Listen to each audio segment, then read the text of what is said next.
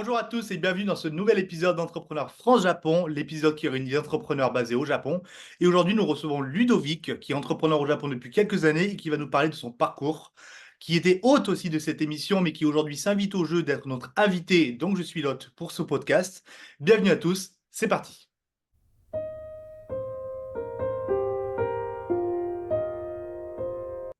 Salut Ludovic, comment vas-tu? On se tutoie parce qu'on se connaît très bien. Ouais, Est-ce que tu peux te présenter brièvement et nous parler de ton parcours avant de venir au Japon? ouais, salut Mike, et bah, merci d'accepter le jeu de l'intervieweur. Eh bien, oui, donc je m'appelle Ludovic, je viens d'Île-de-France. Bon, pour mes études, j'ai passé un diplôme de FLE, c'est le français langue étrangère, c'est pour être professeur de français aux étrangers. Donc, et ensuite, j'ai passé un autre diplôme de formateur de FLE, c'est-à-dire professeur de professeur. Et donc, ça m'a permis de travailler en France, donc d'abord travailler sur Paris, dans les alliances françaises, en France, à Paris et aussi à Tours. Donc là, j'avais des contrats, des CDD, vraiment très, très, très précaires, une situation très précaire. Un boulot génial, mais parce qu'être prof de FLE, d'ailleurs, spéciale dédicace à tous les profs de FLE qui vont me regarder, parce que c'est un travail merveilleux. On enseigne le français à des gens de toutes les nationalités dans une classe où on est obligé de parler seulement le français, tout un, ce qu'on appelle un public d'apprenants, c'est le terme qu'on utilise de différentes nationalités en même temps, donc c'était vraiment génial. Par contre, bon, travailler en France en tant que FLE, c'est pas facile. Et puis j'avais reçu une offre du Japon. En plus, c'était le fait qu'ils recherchaient tout de suite quelqu'un immédiatement, quoi. C'était vraiment dans l'urgence et tout. Donc je me souviens, c'était au mois d'octobre où j'avais fini mes études. J'avais vraiment fini la dernière année et je passe un entretien, un téléphone, il me parle du salaire, je crois que c'était genre 2 500 € je crois, par mois, quelque chose comme ça. Et bon, pour moi, c'était beaucoup mieux de ce que je gagnais par rapport à ce que je gagnais en France, quoi. Et puis il me dit, voilà, écoutez, votre profil nous intéresse, on a besoin de vous, si vous êtes d'accord, on vous envoie le visa tout de suite. Je fais, ah ouais, d'accord. Bon, bah, allez, allez, allez, allez, c'est parti. Donc j'ai accepté tout de suite. C'était très très rapide, hein. Et C'est au mois super. d'octobre, au mois de novembre, je suis arrivé au Japon. Donc ma connaissance du Japon, bah, c'est un peu comme toi. Moi, j'étais élevé, éduqué, biberonné, Club Dorothée, euh, Ken le survivant, De survivants, ouais. euh, enfin tous ces trucs-là. Bon, à l'époque, je savais pas que c'était japonais, moi, parce que en fait, je voyais ça à la télé, je pensais que c'était américain ou je sais pas quoi. Et j'avais pas vraiment connecté avec le Japon, tu vois. Bon, j'avais 8 ans en même temps, hein. Donc, Ouais, c'est un peu bon, compliqué je me côté. rappelle d'un truc qui s'appelait Sankokai, tu vois. Ah, Sengokai. Sankokai, ouais, les mecs, bon, ils avaient un visage asiatique, mais bon, il y avait rien de japonais là-dedans, hein. C'était des mecs en collant, avec des monstres en plastique. Bon, c'était pas bon. Je me retrouve donc à Tokyo comme prof de français, prof de FLE dans une école à Tokyo. C'était en 2003, donc ça fait 21 ans déjà. C'est juste 21 ans, d'accord. J'avais 27 ans, donc quelque chose comme ça, je crois, ouais. Et donc, tu es quand même arrivé il y a 21 ans avec vraiment ce cadre, cette fenêtre qui s'est ouverte pour les étrangers qui étaient professeurs de français, qui avaient vraiment un peu cette popularité d'arriver au Japon. On avait besoin de vous pour ces contrats. Donc, c'est quand même, tu es arrivé vraiment au bon moment pour faire ce travail au Japon, en tout cas. À l'époque, le premier recruteur du Japon pour les étrangers, c'était Nova. Moi, j'ai pas passé par Nova, hein. Mais c'était Nova, c'est une école de langue, Nova. Je crois que c'était une époque où la langue française était extrêmement populaire. Et je suis arrivé à la fin, moi. Hmm. Je suis pas arrivé au début. Parce qu'au début, justement, les mecs qui créent, les Français qui ont créé leur école de langue, c'est parce qu'ils sont arrivés comme professeurs. Et c'était il y a une dizaine de créés, ils ont pu créer des écoles, se développer, etc. Et moi, je suis arrivé à la fin. Pourquoi je dis à la fin? Parce que 2 ans après, Nova a fait faillite, enfin, a fermé. Donc voilà, c'était une époque assez très, très particulière. Je suis, je suis revenu à Tokyo. Et là, pour m'occuper d'une école de langue, il cherchait un responsable pédagogique, une école de langue, donc j'ai accepté, je suis revenu à Tokyo. Et il y a eu des petits problèmes aussi là, on va dire, de virus. C'était pas le corona, parce qu'à l'époque, c'était pas ça, mais c'était le, C'est je sais plus quoi, le truc de Chine, de Corée, enfin, je sais plus. ouais, je sais pas si c'est pas une grippe asiatique, La grippe, c'était une ouais, grippe comme ça. Ouais, ouais, ouais. c'était un H1, ouais, je sais plus. Ah, Et en tout China, cas, UNA, je sais plus, ouais, ouais, un truc comme ça. Et ce qui fait que les frontières étaient fermées une fois, hein. Et cette école, parce que c'était une école qui faisait aussi des voyages scolaires, enfin, des voyages pédagogiques. Et donc, bon, ils se sont retrouvés avec moitié d'effectifs. Donc, ils m'ont dit, bon, Ludovic, on peut te garder, mais moitié prix, quoi. Je dis, bon, bah, écoutez, au revoir. Donc, j'ai décidé de créer ma propre école, une école de français avec des camarades français. Ça s'est moyen passé, donc j'ai arrêté avec eux. Donc là, j'ai créé ma propre boîte, une Godo Gaïcha. Donc, pour ceux qui s'intéressent, il y a un podcast avec Yuki, qui est conseillère conseillère légale administrative. juridique pour monter son entreprise au Japon. Voilà, ouais, elle parle de ça. Donc, Godo Gaïcha, c'est la SARL, quoi. Donc, que j'ai toujours, qui est une école de langue. Mais là, je suis tout seul. Enfin, j'ai une personne qui s'occupe un peu de compta, mais vraiment, je suis tout seul. J'ai quoi? J'ai une trentaine d'étudiants, des gens que je connais depuis très, très, très longtemps. De temps en temps, j'ai de nouveaux étudiants. Sinon, j'enseigne toujours, mais dans le public, c'est-à-dire dans les lycées publics. Je connais l'agence du Tokyo Metropolitan Board Education, donc qui me contacte, quoi. C'est le département éducation de la mairie de Tokyo, et qui me contacte de temps en temps quand ils ont besoin d'un prof de français dans un lycée. C'est pas, je considère pas vraiment que ce soit du FLE, c'est plus enseignement du français au japonais. Donc, le FLE, c'est pas vraiment ça. Mais bon, peu importe. Et, et puis, à partir de là, je me suis. On arrive maintenant, en fait, c'est-à-dire à la situation dans laquelle je suis maintenant, où j'ai créé une entreprise, mais là, de vente de produits japonais en ligne. D'accord. Donc, tu es passé d'un coup ce qui est vraiment intéressant, de professeur en France qui est arrivé au Japon pour arriver sur Tokyo et après partir sur Osaka dans une expérience qui s'est plus ou moins bien passée, qui est reparti sur Tokyo pour reprendre un peu ce service dans l'école et l'éducation des langues françaises. Ça s'est passé pas mal dans la vie d'un entrepreneur. Tu as monté ton entreprise là-dedans et ça s'est plus ou moins bien passé. Et d'un coup, tu as tout switché pour passer sur une entreprise qui va faire autre chose, justement. Et qu'est-ce que c'est comme entreprise en coup? Ouais. Quel est le but de cette entreprise? Pourquoi tu t'es lancé là-dedans? Alors, pour dire, en fait, tout s'est plutôt bien passé, Hmm, sauf lorsque j'ai créé la boîte avec des Français. Là, ça s'est pas bien passé. d'accord.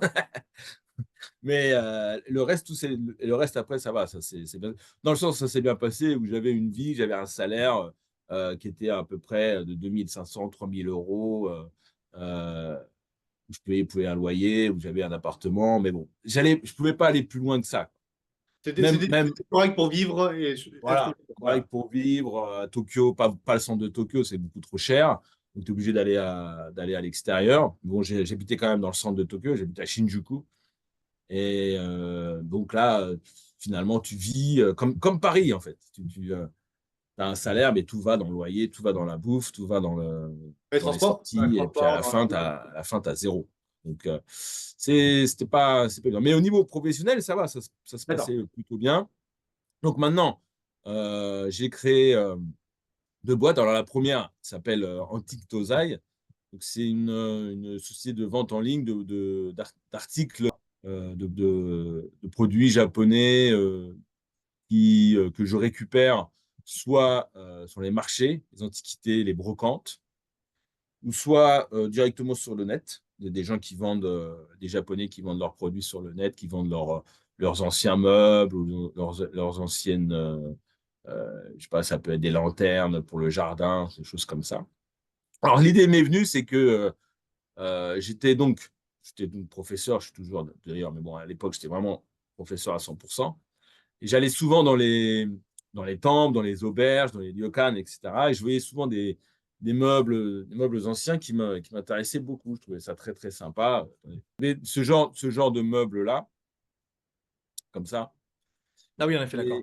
voilà, ce genre de meubles, ça, c'est des Kake Suzuri, c'était des anciennes boîtes l'origine du truc, ça date de l'époque Edo et les gens qui voyageaient en bateau pour mettre leurs papiers, voire même leur argent et leur plume pour écrire les contrats, choses comme ça.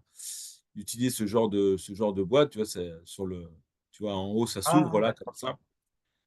Et donc, il y a de l'encre encore, de l'encre noire encore dedans. Et donc, ils mettaient l'encre là, et puis ils rangeaient ici leurs plumes. alors peut-être que je vais Voilà. te couper, mais est-ce que c'est pour ça que ça s'appelle kake, le kake Ouais, du candy kaki, c'est ça? D'écrire le caquer et kake, écrire, ouais. c'est ça, très Un bien. coup. Ouais. J'ai peur de dire une bêtise, mais non, oui, c'est ça, d'accord. Ouais. Et donc, voilà, j'ai commencé à m'intéresser aux meubles. En fait, je suis parti des meubles. Donc, j'ai acheté des bouquins, je me suis renseigné un peu à droite à gauche de quoi il s'agissait, etc. Et je me suis lancé. Je dis, bon, ben, je vais acheter les meubles, je vais voir un peu si je peux les arranger, leur faire une petite beauté, commencer à les mettre sur des sites de vente en ligne. Alors, j'ai commencé par eBay, commencé par Etsy, choses comme ça. Là, c'est le site que j'ai moi. Et ça a pris du temps. Ça a pris du temps, mais ça a été, ça a eu, c'était avant le Covid, trois, 3 ans avant le Covid. C'est super intéressant, je trouve, le switch qu'il y a eu pour quelqu'un qui était jeune en France et qui ne savait pas que les dessins animés étaient d'origine japonaise, qui lisait des livres japonais, qui était intéressé, qui maintenant a des produits super culturels qui sont ancrés dans la culture japonaise et qui s'y intéresse. Il y a eu un basculement qui s'est passé dans ces dernières années qui a fait que tu es, et je te connais en plus en personnel, qui a eu un gros intérêt pour la culture japonaise et surtout les choses belles, Hmm, des beaux objets comme ça. Et hmm. c'est impressionnant à voir parce que donc oui, il y a un switch complet qui s'est fait dans ce mindset et dans cette recherche de beaux produits et c'est très beau. Ouais. Bah, c'est-à-dire que le fait de partir, tu sais, dans les maisons traditionnelles, même d'aller voir les temples, etc. C'est-à-dire qu'au Japon, il y a énormément de temples. D'accord. Moi, j'aime bien, c'est les bouteilles de saké. Ça, il y en a partout au Japon, c'est des C'est vrai. bouteilles de saké. Euh, ça, ça se vend assez cher au Japon, hein. C'est pas. C'est assez cher au Japon. Ouais, parce que je vois les tarifs, et peut-être que les gens s'inquiètent, mais c'est vraiment, nous sommes dans des tarifs qui sont vraiment normaux au Japon. Il y a pas Ouais, de, parce que faut pas ouais, que ça ouais, vous choque, en fait. il y a le transport inclus, c'est de la céramique, c'est des bouteilles anciennes. En fait, la petite histoire, c'est que les gens à l'époque ancienne, quoi, c'était un peu comme chez nous, quoi. Finalement, ils allaient dans les bars, dans les magasins de saké avec leur petite fiole, enfin, des grosses fioles d'ailleurs, en fait. C'est assez grand quand même. Ils venaient remplir leur fiole et puis ils rentraient chez eux avec ça, quoi. Ouais, un peu comme dans notre époque avec nos caves, et on allait dans les caves, on remplissait Ouais, ouais, le vin, le mauvais vin, là. Je me rappelle de ça. l'eau-de-vie, le vin, voilà, c'est La ça. piquette, ce qu'on appelle la piquette. Donc, ouais, c'est ça, là, c'est souvent des noms c'est souvent des noms de restaurants ou des noms de famille aussi. Le C'est vrai. nom, genre Ludovic, c'est ta bouteille, quoi. Ça, c'est des bols à thé, le chawan, etc., pour les cérémonies du thé. Ah, ça, tu sais ce que ça peut être, ça? Est-ce que c'est un gong de temple? Tu sais, quand tu vas dans les temples, là, des fois, tu as une Oui. grosse corde, là. Bing, comme ça. Mais en fait, c'est ce qu'il y a au-dessus, quoi. Ah, Donc, d'accord. ça s'appelle Wani Gucci. Wani, c'est le crocodile, c'est la bouche du crocodile. Alors, pour des raisons historiques, quoi. Donc, C'est- voilà, c'est vraiment des objets que je trouve à droite à gauche qui se vendent, hein, qui se vendent dans les brocantes, qui se vendent surtout à la campagne. Et il faut trouver les brocantes et c'est vraiment difficile. Donc, je n'en dirai pas plus. Je n'en dirai pas plus. Je garde mon secret bien protégé. Ça, Tu as bien c'est... raison. Donc, ça, c'est la société d'Antiquité. Donc, ça, société individuelle. Ce n'est pas une Godo Gacha. D'accord. C'est une société individuelle. Euh, Pourquoi j'ai fait? Parce que je ne peux pas faire deux activités sur la Godo Gacha, quoi. Je peux pas. Limiter une Parce que seule. ouais, j'ai enregistré la Godo Gaisha comme école de langue et je peux pas transformer l'école de langue en site de Alors, ça, commerce. Donc, C'est après assez bizarre. Bonjour, je viens ça n'a vendre des produits en français, mais je donne aussi des cours dispensés. Comment? ça n'a aucun sens, quoi. Ouais. Non, mais il faut dire les choses, parce que sinon les gens vont se dire, ah bon, tu peux créer une boîte et puis faire. Ouais, ça marche pas comme ça marche pas comme ça là. C'est Ah vraiment non, non, non, ils te demandent d'ailleurs, quand tu crées ta boîte, ils te demandent de dire exactement ce que tu fais, quoi. les activités de ton Ouais. entreprise. Exactement. Ouais. Et si tu. J'aurais pu mettre, si j'avais au départ, quand j'ai créé la Go de Gachet, j'aurais pu mettre enseignement des langues, je sais pas, j'aurais pu mettre création de manuels de langue, euh, j'aurais pu mettre vente de produits Oh, des produits. anciens. Ah ouais. Ouais. Et là, le bureau d'enregistrement de l'entreprise m'aurait peut-être dit, ou peut-être refusé, ils auraient peut-être accepté, hein. Oui, c'est vrai. Ouais, donc bon, là-dessus, à l'époque, je savais pas. Mais bon. Donc là, après, tu peux pas changer les statuts, hein. Donc, j'ai créé cette entreprise individuelle. Donc moi, j'ai un visa de. Bon, maintenant, je suis marié, donc j'ai un visa Oui, oui. d'époux, donc Ouais. c'est très simple. Mais tu étais venu avec un visa, d'un coup, Specialties Human Engineer, right? Ouais, D'accord. c'est ça. Ouais, ouais, c'était un visa euh, que tu sponsorisé par l'entreprise qui te recrute. Généralement, au départ, ça dure. Tu as un visa d'un an. Et puis, quand tu renouvelles, généralement, ils te donnent 3 ans. Alors, ce qui est un peu compliqué dans ce genre de visa, c'est que si tu arrêtes de travailler pour cette entreprise, il faut que l'autre entreprise accepte de sponsoriser On pourra te renouveler ton visa et garder ton celui-là en visa, cours. ton contrat. Si ce n'est pas le cas, tu n'auras plus de visa, hein. C'est vrai. Donc, voilà quoi. Donc, après, tu as l'option, comme toi, tu as fait. Donc là, c'est l'autre podcast qu'il faut regarder, Le tout très premier. intéressante sur Le tout premier. Emmerich, Les tout premiers, ouais. toute première. Et non, là, parce que ce que tu as fait, c'est quand même assez unique et c'est bien Oui, de c'est regarder un ça. statut différent, mais c'est vrai que, en tout cas, c'est vrai que toi, en tant que professeur qui arrive au Japon, je sais que j'en connais aussi dans mon entourage qui sont arrivés avec ce visa. Mais c'est vrai que récemment, ces dernières années, j'ai vu autour de moi des professeurs de langue FLE qui ont eu pas mal de problèmes avec des visas des écoles parce que c'est assez, ça bouge. Il y a un gros turnover apparemment dans ces entreprises. Et c'est vrai que des fois, pour retrouver son visa et se faire renouveler, vu qu'il y a aussi beaucoup de concurrence, ça commence à devenir de plus en plus compliqué par rapport à ce que c'était avant.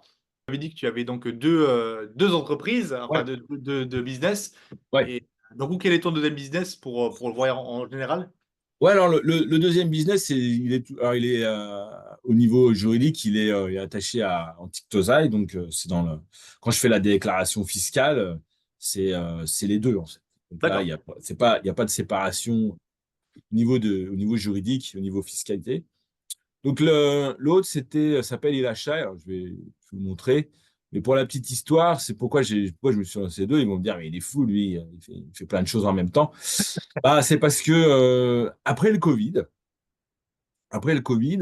le Japon, donc ça a ouvert, les autres touristes sont arrivés, et là, je me suis aperçu qu'il y a énormément de gens, des Japonais, donc, qui commençaient à vendre la même chose que moi.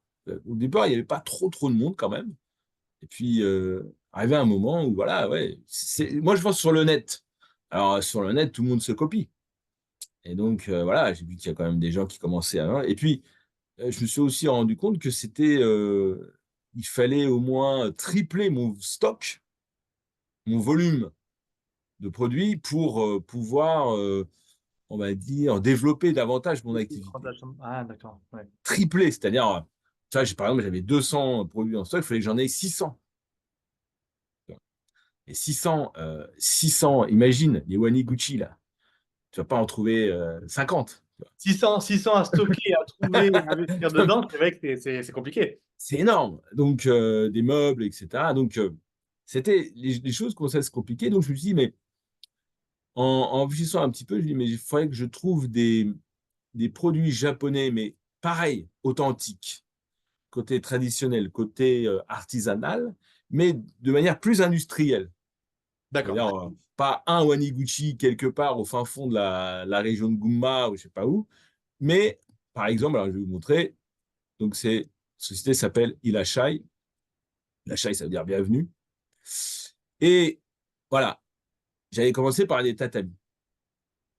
Donc, ce sont des tatamis tout à fait naturels, en, en herbe Igusa. Donc, Igusa, c'est une herbe très particulière de Kyushu, qui est traitée avec des essences Igusa naturelles qui protègent justement de toute contamination. Tout est naturel, 100% naturel. Donc, ça aussi a l'esprit de cette entreprise. Donc, toujours, c'est une boutique en ligne.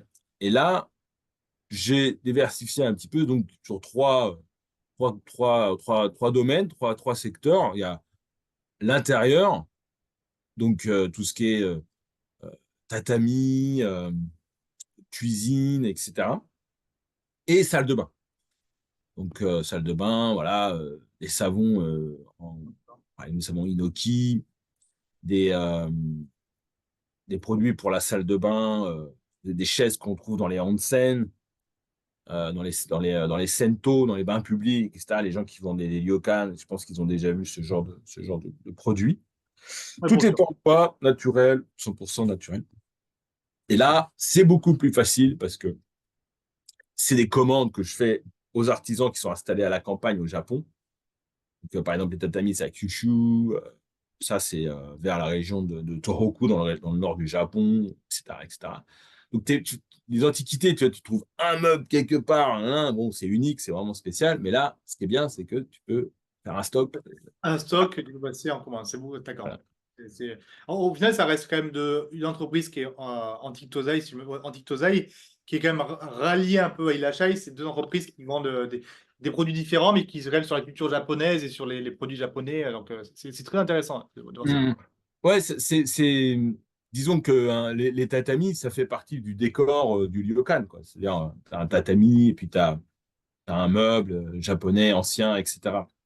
Quand tu vas le week-end, tu sais, dans ta maison de famille, tu vois, c'est pas une image de luxe, quoi. C'est pas une image, c'est le luxe, c'est plutôt l'Occident.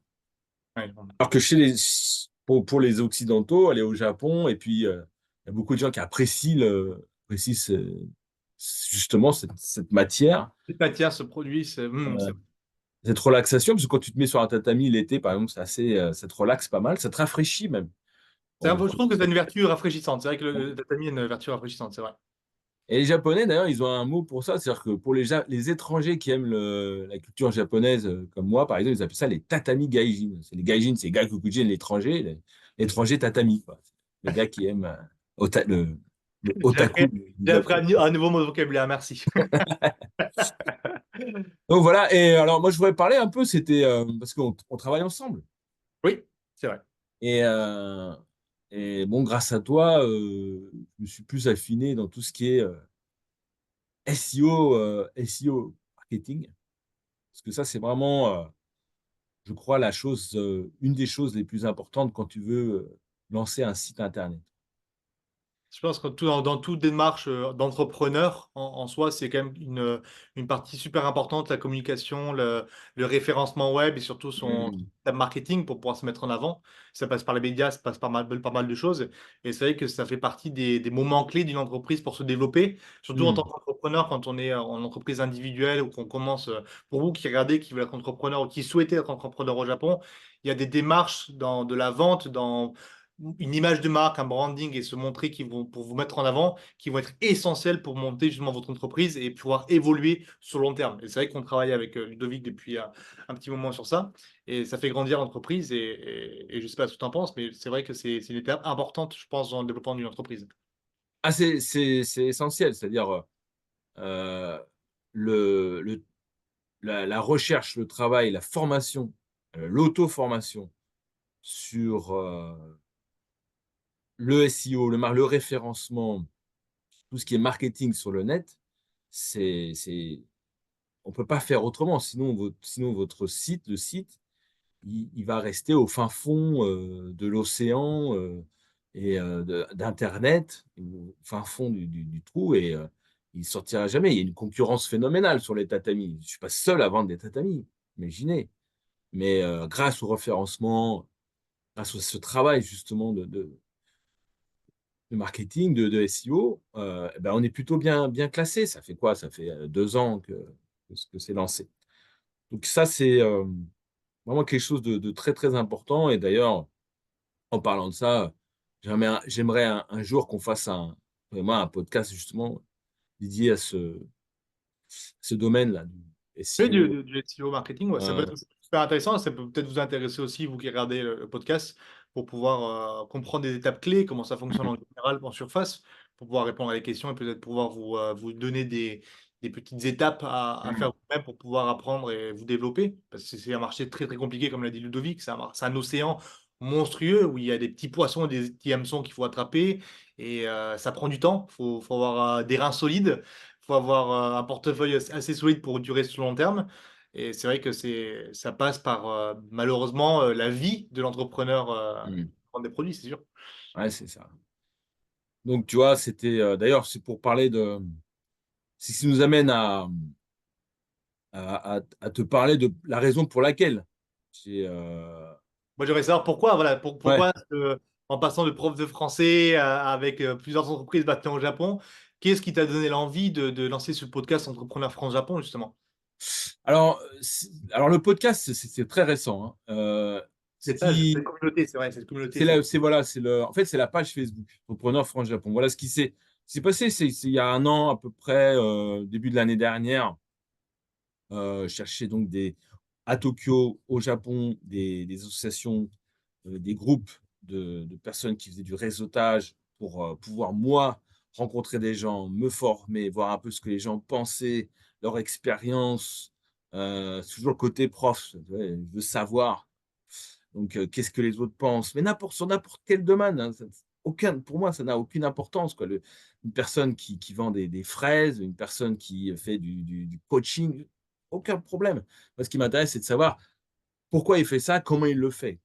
Hmm. Et je trouvais pas de groupe comme ça. Sinon, il y a la chambre de commerce, mais là, la chambre de commerce, ça s'adresse de Tokyo, chambre de commerce de Tokyo qui s'adresse à des grandes entreprises. Euh, Là, tu payes un abonnement, tu participes à des forums où ils invitent le PDG, le SEO de Nvidia ou je ne sais pas quoi. Ça ne me parle pas, moi. C'est bien. Ce sont des gens très, très, très, très, très compétents, hein, ça c'est clair. Mais À grosse échelle, qui compte, ouais, qui... ouais, j'espère pouvoir serrer la main à ces gens-là dans quelques années. Bah, pour l'instant, c'est pas ça. Moi, je veux rentrer, c'était le, le, le gars comme moi qui lance son business et qui a du mal et qui a besoin d'avoir ouais, des connaissances, quoi, des réseaux. Ouais, qui se Et, connecter. ouais. Et donc, tu vois, c'était au mois d'octobre, je crois, l'année dernière. J'avais lancé un message sur une page qui s'appelle Emploi Japon en disant, voilà, est-ce que vous ne souhaiteriez pas une association d'entreprises, de petites entreprises hein, au Japon, à Tokyo. Et là, personne, pas de réponse. Les gens me disent non, ça ne dit à rien, à part la chambre de commerce. J'ai dit, bon, ok, si c'est le cas, bah, moi, je vais le faire. Voilà, tout simplement. Au moins, ça sera fait. Et voilà. Et au bout de quelques jours, hein, je ne sais plus, il y a eu 200, 300 abonnés, je crois, un truc comme ça. Membres, tu vois, ça a pris assez rapidement, ouais. C'est vrai que... Ah, c'était très, très rapide. Et bah, j'étais plutôt content, mais bon, mais qu'est-ce que je fais, moi, après, avec ça? Donc, c'est pas facile de faire vivre une page entrepreneuriat, sur l'entrepreneuriat, parce que justement, l'entrepreneuriat, c'est l'individu qui lance sa boîte. L'esprit d'équipe, c'est autre chose, quoi. C'est plutôt, ouais, tu vois ce que je veux dire, Oui, c'est un un peu côté différent, voilà. un peu contradictoire, quoi. Pourquoi une personne qui décide de se lancer, de prendre sa liberté, hein, euh, essaierait de collaborer, quoi. Et ce site-là, les gens participent plus ou moins. Et le podcast, c'était bah, déjà une façon de faire vivre le site, de faire connaître des gens qui sont installés à Tokyo, qui veulent s'installer au Japon, Hmm. pas à Tokyo, hein, au Japon, des Français ou même des Japonais francophones, parce que c'est quand même francophone. Euh, Parler de leur expérience, parler de leur savoir-faire, de leurs difficultés, et grâce à ça, euh, aider ceux qui se lancent, ceux qui sont déjà installés, à aller de l'avant et à obtenir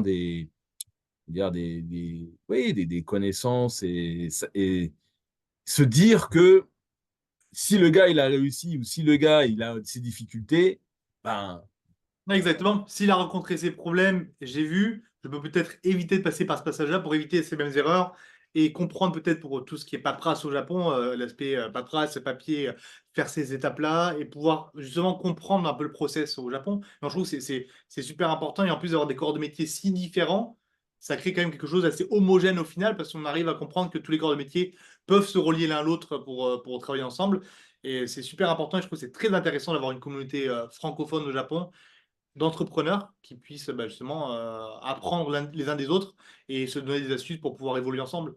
ouais, tu sais, c'est tu sais, par exemple, trouver des idées tu sais, pour faire un business. C'est-à-dire, des fois, tu te dis, tiens, j'aimerais faire ça. Bon, moi, ça me plaît ce truc-là, je voudrais le faire.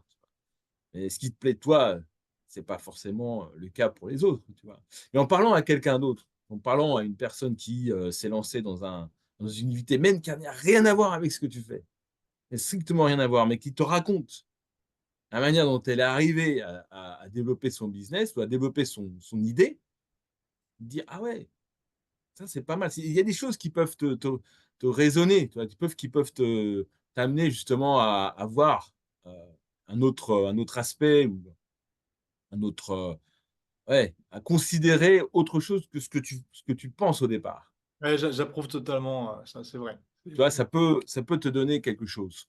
Il y a, je sais pas, par exemple, toi, ce que tu fais, euh, quand tu me parles de ton travail en vidéo, tu sais, la manière dont tu regardes les choses par rapport à une vidéo, moi, je fais pas de vidéo, mais quand je regarde quelque chose, quand je regarde un produit, par exemple, quand je regarde un meuble, L'antiquité d'un meuble, ouais, c'est et, exactement. ouais. Et tu vois, quand tu me dis, par exemple, il faut faire attention aux lignes, il faut faire attention à ceci, il faut faire attention à cela, aux couleurs, etc. C'est vrai que quand tu écoutes ça, après, tu regardes un meuble et tu le regardes dans son environnement, tu te dis, ah ouais, c'est vrai que maintenant, je regarde ça autrement, un Hmm. autre regard. C'est ce que je veux dire. Et c'est ça que j'ai envie de faire, c'est d'autres regards, en fait. Sinon, on est dans son coin, devant son ordinateur, et puis on On attend fait que les ça se choses tout seul, passe. on fait les choses tout seul, on peut se sentir vite isolé et puis c'est vrai que c'est beau d'avoir créé une communauté comme ça qui va se développer et bravo. Et moi, ce que j'aimerais Bravo. faire, ce que j'aimerais, c'est bon, le podcast, c'est bien. Pour l'instant, c'est une manière de faire vivre le truc. Moi, ce que j'aimerais vraiment faire, c'est des vraies rencontres directes, tu vois. Ce que fait Julien, d'ailleurs. J'espère que si tu regardes, Julien, ce qu'il fait, c'est très bien. Oui. Les rencontres, entrepreneuriat, Ah, réseautage, etc. Je trouve que c'est très bien ce qu'il fait, quoi. Donc, faire un peu comme ça, peut-être sur des thèmes particuliers, tu vois, c'est-à-dire des gens qui travaillent dans le marketing, des gens qui travaillent enfin, pourquoi pas, peu importe, quoi. Mais voilà, ça me plairait bien. c'est bien, c'est-à-dire qu'il y a quand même un futur qui est là et c'est-à-dire qu'il y a quand même des plans qui sont à venir prévus pour la communauté, le groupe, que ce soit même pour toi, ton entreprise et pour ça.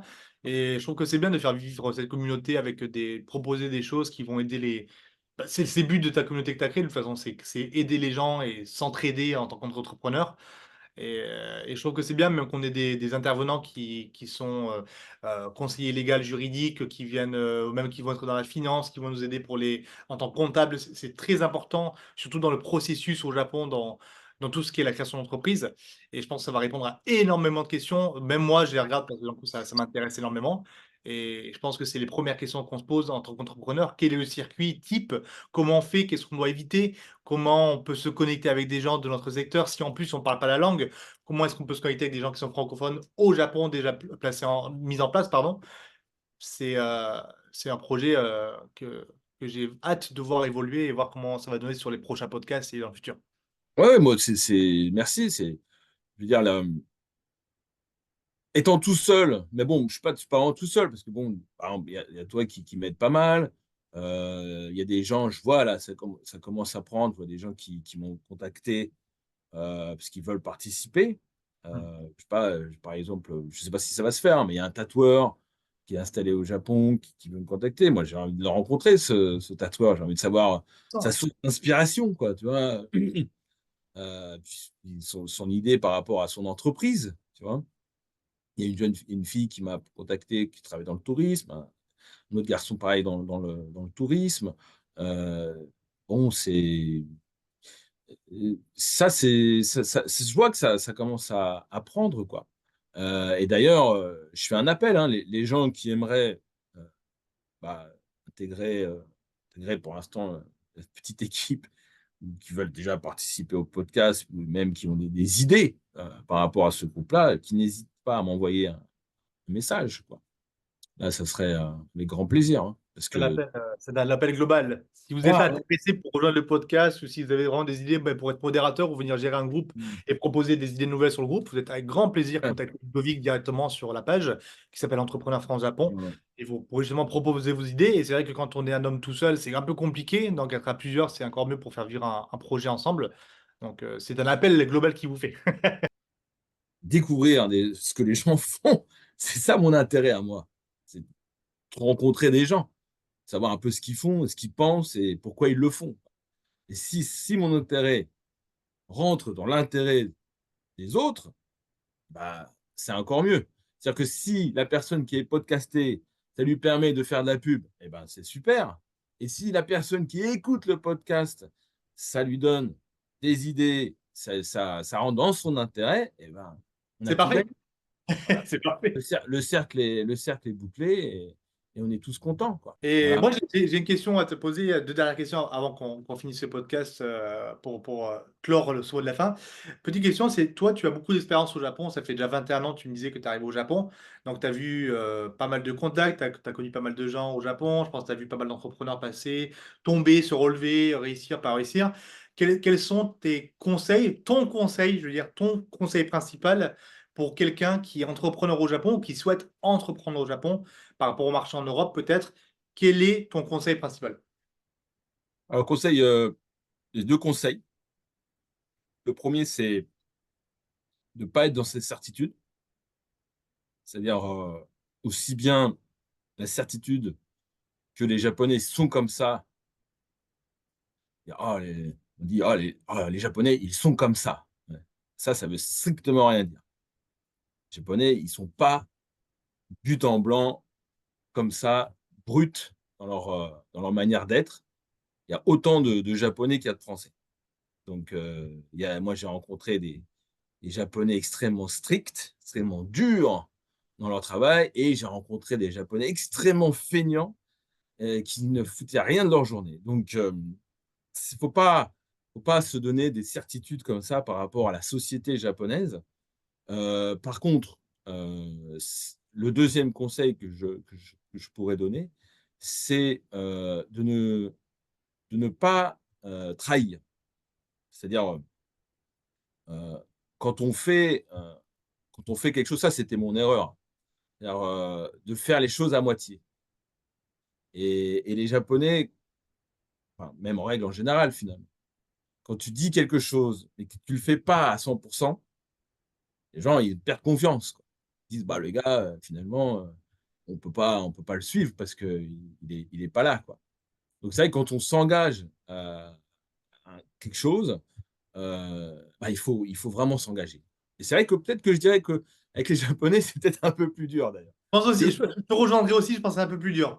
Je pense que ouais, c'est beaucoup plus une question de confiance et de lien qui se crée sur le lien professionnel. On peut pas hmm, faire, on peut pas jouer sur deux tableaux. ouais, Vraiment, 100% se donner dans le projet et donner cette confiance et qui garde la confiance en nous. C'est vrai que tu as raison. Je trouve que c'est un peu plus important au Japon. ouais, parce que pourquoi ça a été mon erreur, c'est que quand j'ai commencé dans les entreprises japonaises, il y a des employés japonais et bon, je sais pas, il y avait par exemple, tu fais des erreurs, tu oublies un mail, tu envoies un mail, des erreurs dedans, enfin, plein de choses comme ça. Et moi, je disais à l'employé, à la secrétaire, enfin à ma collègue, hein, je dis, oh, c'est pas grave, ça va, ça va. Et parce que bon, je me disais, c'est une petite erreur, quoi. Et pour elle, elle prenait ça comme un laisser-aller, quoi. Comme quelqu'un Ah, qui finalement, il Et s'en fout de ce qu'il fait. je me foutisme de ça, et voilà, d'accord. Ouais, voilà, et c'est vraiment l'image finalement qu'elle avait de moi et puis des Français en général. Ah, les Français ils disent toujours ça va, ça va. Non, non, non, quand on fait un truc, il faut le faire, quoi. Donc, c'est ça. Quand tu t'engages, tiens ta parole, quoi.